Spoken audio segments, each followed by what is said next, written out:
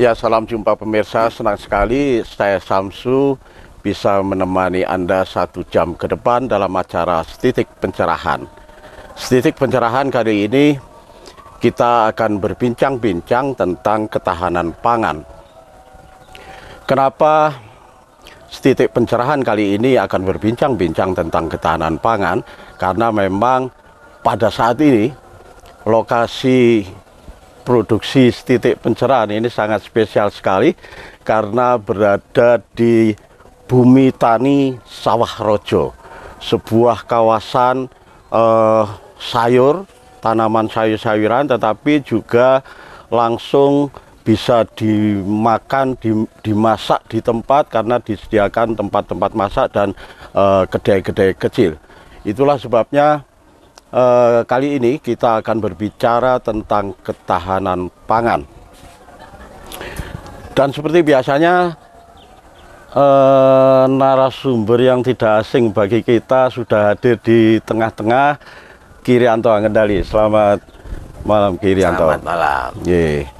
Ya, ketahanan pangan akan kita perbincangkan nanti, Kirianto, tetapi sebelumnya kita hening sejenak dengan satu tembang berikut. Ono kidung rumaksa ing wengi teko ayu luputa ing lara luputa bilai kabeh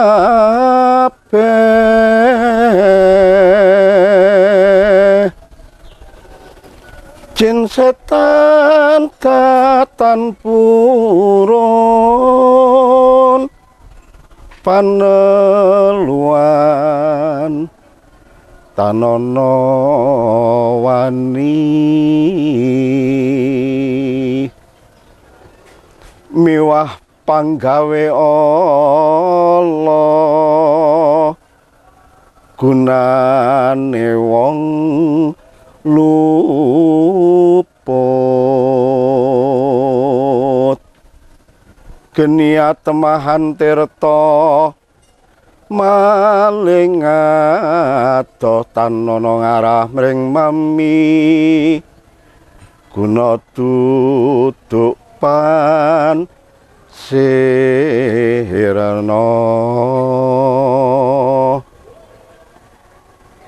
Ya, kita awali saja perbincangan ini dengan tema ketahanan pangan, tetapi sebelum kita berbincang-bincang lebih jauh, saya akan menyapa, ini ada satu pemirsa yang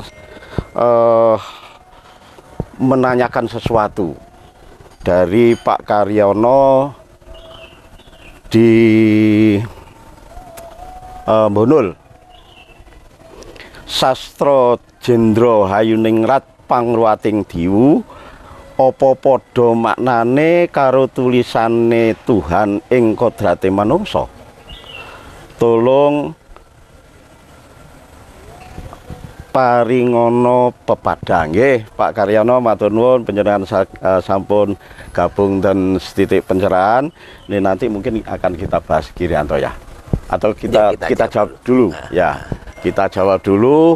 Sastro Jendro Hayuningrat Pangruwating Diwu, apa padha maknane karo tulisaning Tuhan, Kirianto? Ya. Kalau kita berbicara tentang Sastro Harjendro Yuningrat Pangruwating Diwu Pamungkasing Rasa, lengkapnya begitu. Lengkapnya itu ya. Jadi kalau kita bicara sastro itu kan tulisan. Sastro Harjendro itu agung, besar. Sastro Harjendro Yuningrat, yu itu rahayu. Ningrat di dunia.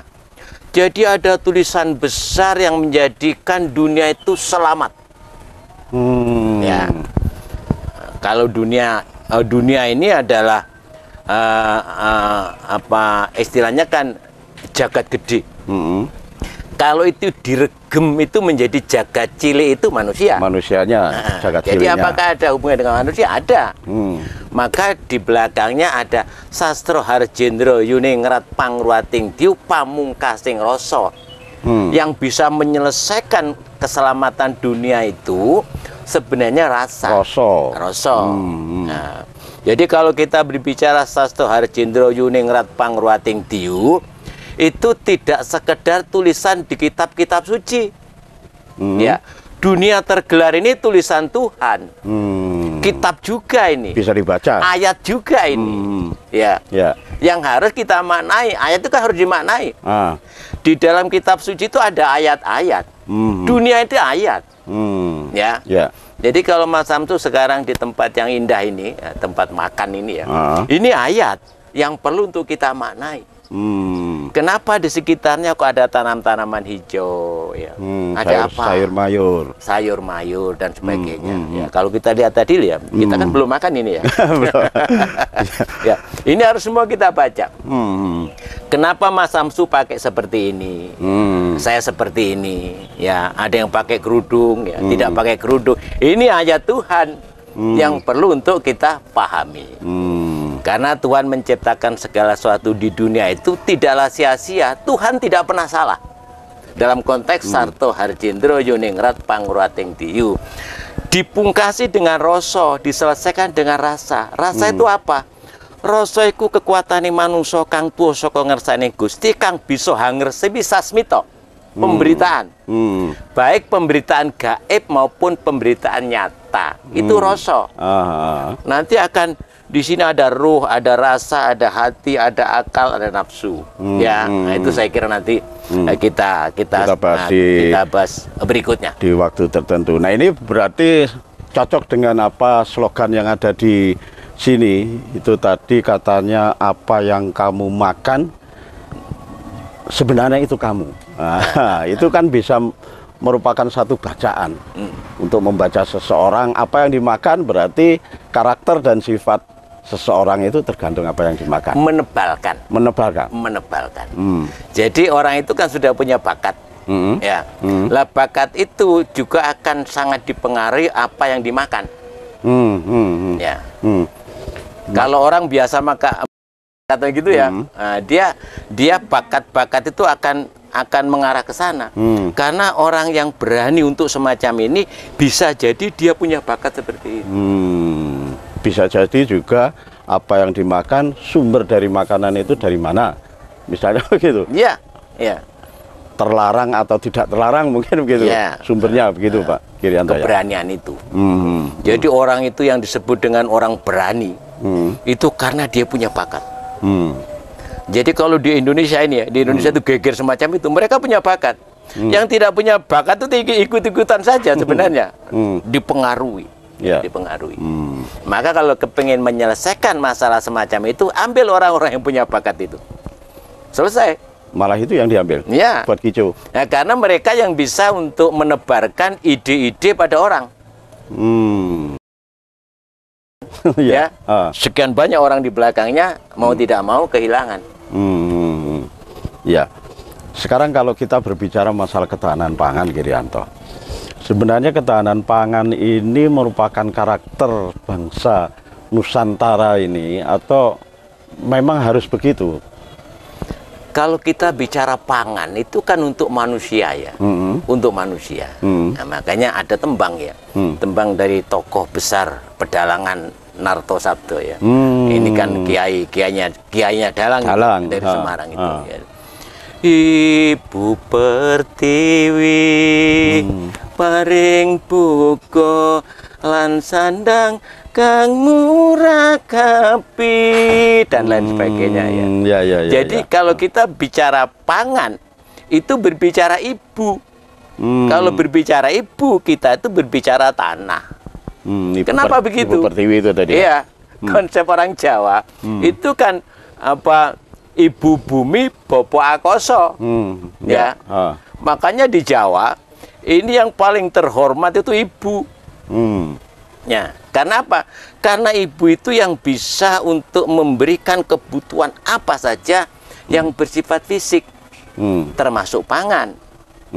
Kalau bopo itu akoso, bopo itu yang memberikan kepada kehidupan itu tadi itu roh, rasa, hati, akal, nafsu. Ini semuanya gaib. Kalau ibu semuanya nyata. dalam masalah ini adalah pangan. Pangan. Ya, Ya. pangan atau apa madang ya, madang ya. Madang itu kan samubarang kang dadekake padang. Ya, madang. Madangi. Ya, sehingga kalau kita itu warek, ya pikiran itu jadi padang, kira-kira gitu loh ya. Ya, kalau kita berbicara ketahanan pangan, Kirianto, ada satu pendapat juga, sebenarnya kita harus memproduksi pangan, tidak harus golek pangan tok. Artinya kita mampu ada kedaulatan pangan, istilah kedaulatan pangan atau swadesi atau apa? Kalau kita bicara kedaulatan pangan, itu harus berbicara tentang tanah dulu. Dunia itu sudah carut marut. Tanah yang maunya, saya mau loh untuk ditanami sayur saja. Contohnya batu ini. Tapi ditanami pohon jati. Marah tanah itu. Berarti lihat anunya dulu, medianya dulu. Medianya dulu. Makanya kalau di Kalimantan itu jangan ditanami pohon jati. Tanahnya tidak mau. Orang sering memang tidak pernah berpikir itu ya, bahwa satu tanah itu sebenarnya bergolak pada waktu dia itu tidak ditanami dengan tanaman yang cocok. Ya, tadi saya katakan kalau Kalimantan itu ditanami dengan kayu jati tadi, bisa jadi ini terjadi bentrokan antara ruhnya kayu dengan ruhnya bumi di satu tempat itu. Batu saja sekarang. Kalau batu sampai ditanami tidak cocok dengan ruh tanahnya batu, wah gonjang-ganjing ini. Ya bisa jadi banjir bandang yang ada di batu ini, ya katakan begitu ya. Karena tidak cocok. Itu tadi. Karena tidak cocok. Ya.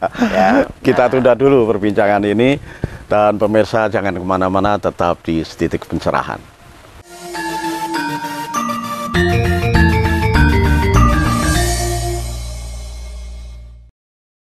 Ya, terima kasih pemirsa, Anda masih tetap di Setitik Pencerahan. Kita lanjutkan bincang-bincang kita tentang ketahanan pangan. Ya, Kirianto, kalau tadi harus melihat kondisi bumi, tanah, itu bagaimana pandangan budaya Jawa tentang bumi tadi, sehubungan dengan Ibu Pertiwi tadi, Kirianto? Iya. Ibu itu kan yang menjadikan kita hidup sampai hari ini. Ya. Makanya ibu itu posisi dalam budaya Jawa itu sebagai konco wingking. Konco wingking itu perempuan itu teman di belakang. Ya. Jadi jangan di depan. Kalau dianalogikan itu sepak bola, ibu perempuan itu adalah kipernya. Kipernya. Penjaga gawang, Mas. Penjaga gawang. Kalah menangnya kesebelasan tergantung apa? Golnya ke gawang. Tergantung penjaga gawang. Itu posisi wanita. Luar biasa. Ya. Apakah perempuan ini tidak boleh maju sebagai penyerang? Boleh. Pada waktu semuanya sudah aman. Terutama gawangnya.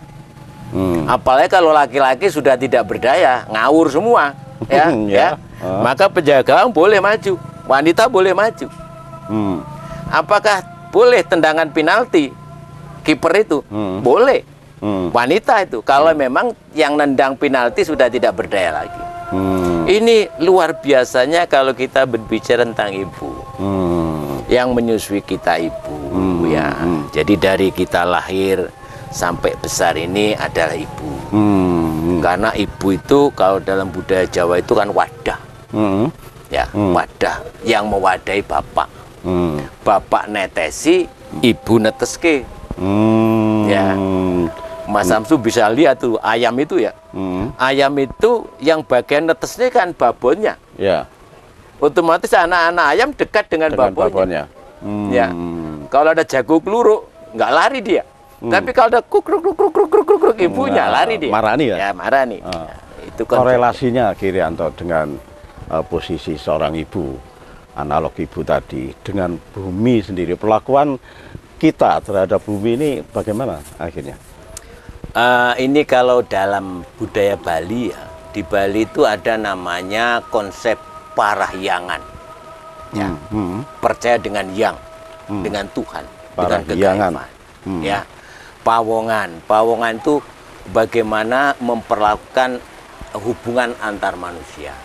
Dan yang ketiga palemahan, tentang lemah, tentang tanah. Ya, tanah ini analogi dengan kehidupan itu sendiri. Jadi harus diperlakukan seperti manusia juga. Gitu. Nah, sekarang ini Girianto, kalau misalnya, kalau dulu itu para leluhur itu belum mengenal obat-obatan untuk menyuburkan tanaman, untuk mengolah tanah. Ketika zaman-zaman modern ini harus dengan obat-obatan, bagaimana perlakuan orang Jawa terhadap bumi ini nanti?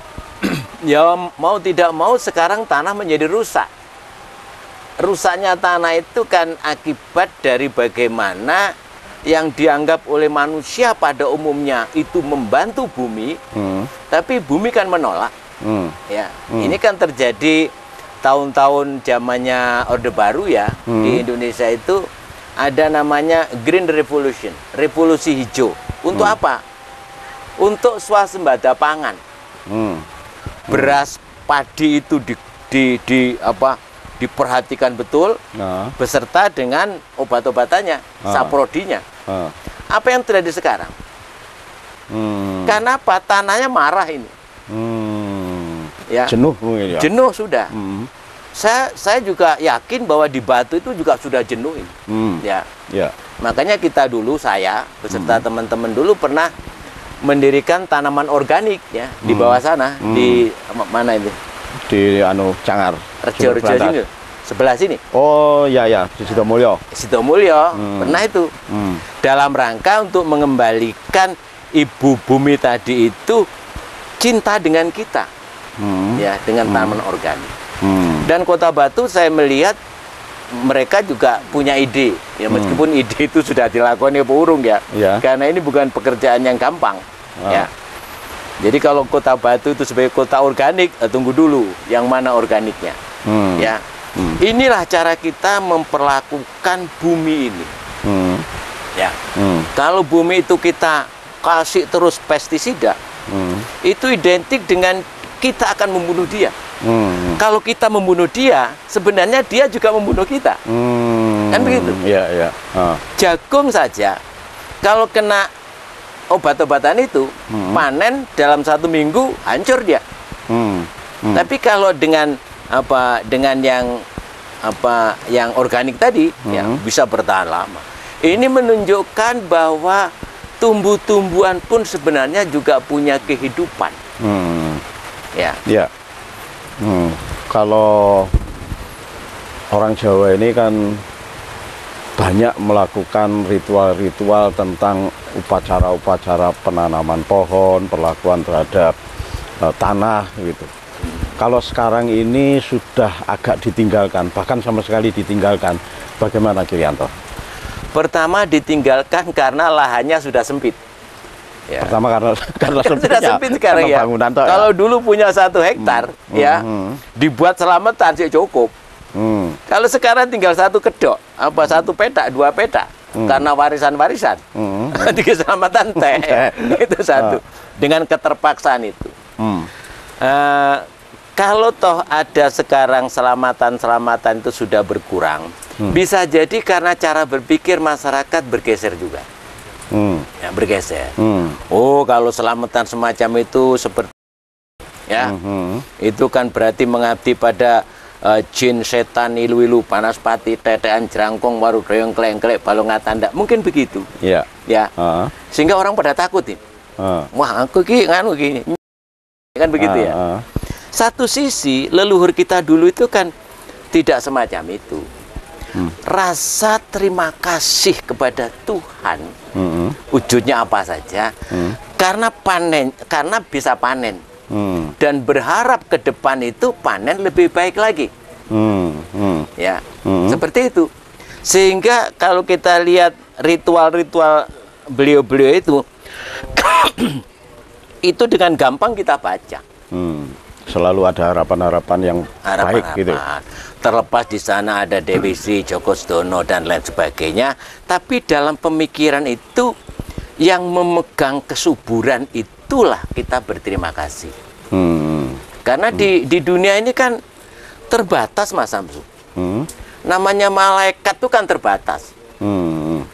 Ayo, katakan dalam Islam malaikat itu berapa itu?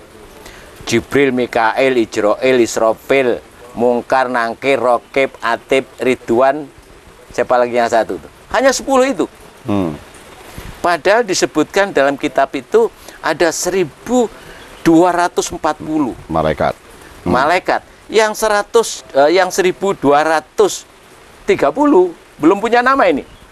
Gitu? Ya. Nah, orang Jawa berusaha untuk memberikan nama-nama itu. Bahwa dewa kesuburan itu ini, dewa gunung itu ini. Itu kan cara berpikir orang-orang Jawa yang kepingin untuk lebih dekat dengan para malaikat tadi. Karena dalam kitab-kitab suci malaikat itu terbatas namanya, maka dia kasih nama itu. Ya. Sehingga kalau orang ritual-ritual semacam itu dalam konsep cara berpikirnya malaikat-malaikat. Tetapi apakah itu perlu kita kembalikan lagi atau kita hidupkan kembali atau bagaimana demi keselamatan bumi misalnya begitu? Iya, mestinya begitu. Mestinya begitu karena kan begini. Hidup itu kan cokro manggilingan ya. Berputar begini. Jadi pada waktu cokronya ini sakranya, iya.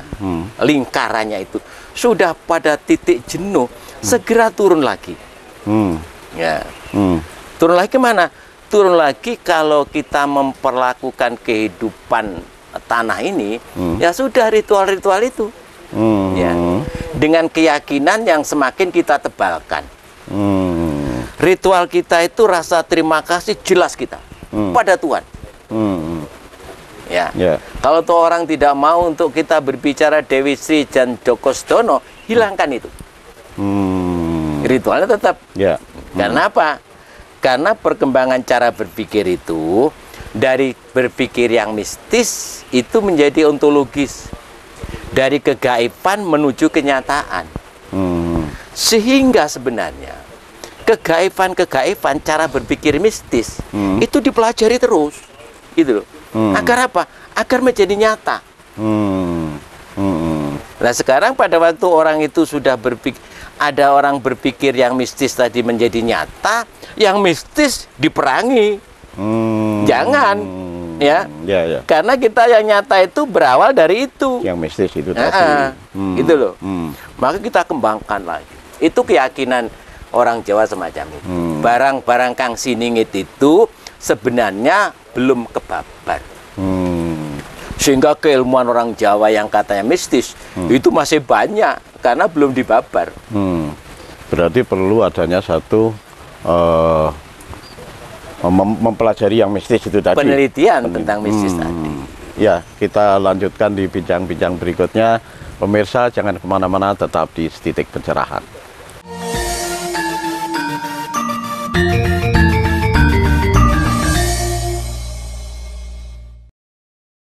Ya, terima kasih pemirsa, Anda masih tetap di Setitik Pencerahan. Kita lanjutkan bincang-bincang kita tentang ketahanan pangan. Menarik sekali ketika kita berbicara tentang ketahanan pangan, karena juga sebenarnya ada kedaulatan pangan, juga harus tidak bertahan untuk pangan tetapi juga produksi makanan, barangkali begitu Kirianto. Dan di segmen tadi Kirianto mendikau bahwa ada satu cokro manggilingan selalu berputar.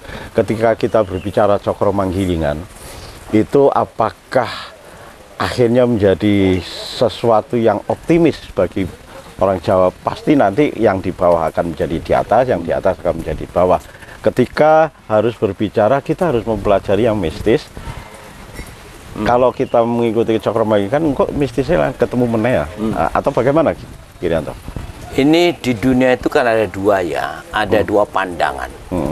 Kalau di kampus-kampus itu ada istilah siklik, melingkar, dan linear. Linear itu kalau kamu kepingin maju, ikuti negara maju. Ya. Jadi kalau katakanlah yang maju itu Jepang atau Amerika, maka cara-cara Jepang dan Amerika gunakan agar kamu menjadi itu. Yang kedua siklik. Apabila engkau kepingin maju, maju modelmu itu ikuti siklusmu sendiri. Nah, yang jadi masalah sekarang itu manusia-manusia itu lebih memilih yang linear tadi. Oh, kalau kepingin maju seperti Amerika, ya harus seperti Amerika. Begini. Ya. Ini rusaknya. Oh, malah rusak ya? Rusak. Karena Tuhan menciptakan semesta bumi ini sudah diponto-ponto, sudah dibagi-bagi. Oh, Indonesia itu negara agraris. Ya. Negara yang lain nanti itu negara industri. Negara yang lain nanti ada satu negara yang kekayaannya ada di dalam bumi. Ada minyak, ada gas, macam-macam itu. Itu kan sudah diponto-ponto. Ya. Nah, ini harus diikuti sebenarnya. Indonesia sebagai negara agraris, maka konsep-konsep agraris dalam pembangunan itu harus dikedepankan. Ya. Jangan ikut-ikut negara-negara industri. Tetap berbasis agraris. Agraris. Sehingga apa yang kita tanam ini, katakan begini deh. Kalau saya butuh sesuatu dari negara besar itu, maka saya akan menukar dengan produk-produk saya ke sana. Ya, idealnya begitu. Yang jadi masalah, kita tidak bisa mengembangkan secara maksimal produk kita. Mereka mampu untuk mengembangkan produk industri secara masif, harganya mahal. Sehingga kalau dulu 1 kuintal gabah di sini, ini bisa untuk membeli sesuatu 1 kintal. Tapi sekarang bisa 5-10 kintal untuk barang yang sama. Ini yang jadi masalah. Kenapa? Karena produksi tidak pernah diperhatikan. Kualitas dan kuantitasnya, sehingga bersama-sama ini naiknya. Karena kita lari kepada industri. Iya. Kalau sekarang ini kan banyak, Girianto. Ketika kita harus berbicara masalah ponto-ponto tadi, ini fenomena-fenomena studi banding. Nah, misalnya begitu. Oh, kita studi banding ke daerah mana, nah, nanti ditiru di sini plek gitu. Nah, ini kan sudah tidak ngepas itu benar studi banding itu, karena membandingkan, bukan mau menurun, bukan meniru ya, bukan studi membandingkan. Batu koyo opo ya karo Malang Kota, sudah berhenti sampai di situ. Oh, beda, ngono tok buran. Harus gitu mestinya beda. Iya, karena tidak bisa. Kultur yang berbeda itu tidak bisa. Ya. Oke lah kalau memang itu lemah tadi, tanah tadi ya. Oh, negara-negara agraris oke lah, bagaimana di Thailand itu cara memperolehkan tanah. Oke, kalau itu studi banding betul-betul, karena yang berangkat itu orang dari Banyuwangi atau orang dari Batu, ya, yang memiliki kondisi tanah sama. Sehingga pada waktu pulang dapat ilmu. Yang jadi masalah, studi banding di kotanya, ya, di kotanya, yang tidak menyentuh di sana pada kebutuhan kita. Itu indahnya Indonesia. Jadi anggota DPR RI, DPRD yang studi banding itu saja ini melakukan banding-banding ke. Itu indahnya. Ya, jangan disalahkan. Karena kemampuannya sampai di situ. Gitu ya. Jadi pulang enggak ada apa-apa. Enggak dapat apa-apa. Ya bisa cerita pada Mas Samsu. Aku neng kono mangan enak gini-gini, hotelnya enak dan sebagainya. Hanya sampai di situ. Ya. Nah, kembali kepada ketahanan pangan ini, Girianto. Dulu itu ada program-program swadesi. Sebetulnya swadesi ini kan bagaimana bangsa ini mampu mengolah sendiri, memproduksi sendiri pangan-pangan yang untuk dirinya sendiri. Sekarang ini bagaimana, Girianto? Swadesi Satyagraha itu kan Mahatma Gandhi dulu ya, dari India kalau itu ya, gitu loh. Jadi betul-betul di India dulu itu menjadi maju gara-gara konsep 2 itu. Setia kepada negara dan setia kepada produksi dalam negeri. Ya. Nah, di Indonesia itu indahnya Indonesia.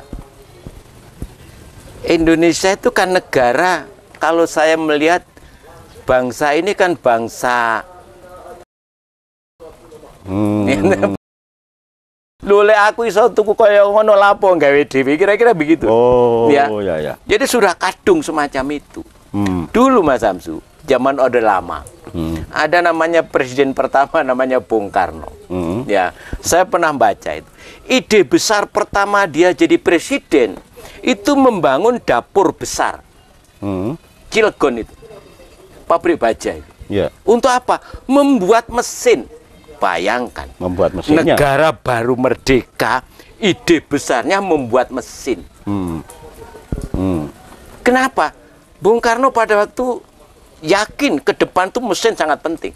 Sudah berpikir untuk produksi. Produksi. Buktinya sekarang, Mas Samsu keluar di jalan. Dari 1000 mobil, itu ada nggak yang Indonesia? Nggak ada. Nggak ada. Tapi dari Jepang. Ada apa lagi itu? Merek-merek gitu ya. Ini menunjukkan bahwa ide besar Bung Karno dulu itu benar, nggak akan terjadi semacam ini. Sekiranya kita punya mesin. Sekarang dihitung saja itu mobil-mobil Jepang di Indonesia. Katakanlah apa keuntungan bersih Jepang itu, negara Jepang itu. Keuntungan bersih 50.000 saja. Berapa juta ini mobil itu? Kalau itu diwujudkan dalam bentuk uang, terus dibelikan sawah, berapa hektar itu? Ya. Jadi Jepang itu negara kecil, itu sawah wombo itu. Kita neng Amerika duwe sawah, neng Indonesia duwe sawah. Wujudnya apa? Produksi kendaraan.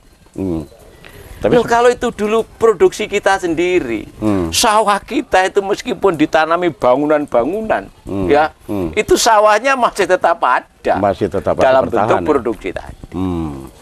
Sekarang itu ada beberapa waktu yang lalu itu ada produksi mobil yang mesin dari SMK, tetapi